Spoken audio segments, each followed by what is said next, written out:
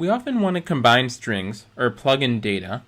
So for example, this program asks the user to enter a number, casts it to an integer, and then it prints out the number that the user entered and that number squared with a bunch of strings in between explaining what those numbers are.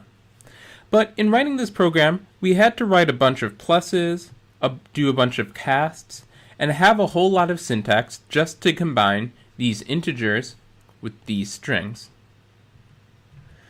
So Python provides a .format method on strings, which is useful because it allows us to nicely format a string and substitute in integers or any arbitrary values. So we can use this syntax of putting curly braces inside of strings to mark places that we want to add values in, and then call .format, and we can pass in the values that we then want to substitute for those arguments. So here we're plugging in user num in the first curly braces, and then user num to the power of 2 in the second curly braces.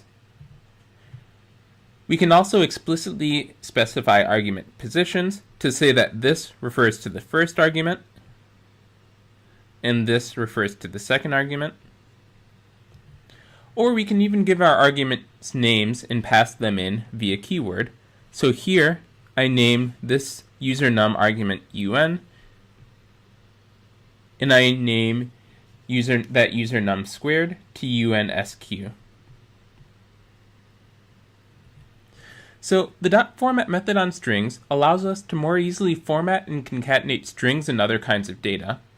We use curly braces to mark where we're going to substitute values, and then we can either go by position or specify position manually, or use named keyword arguments.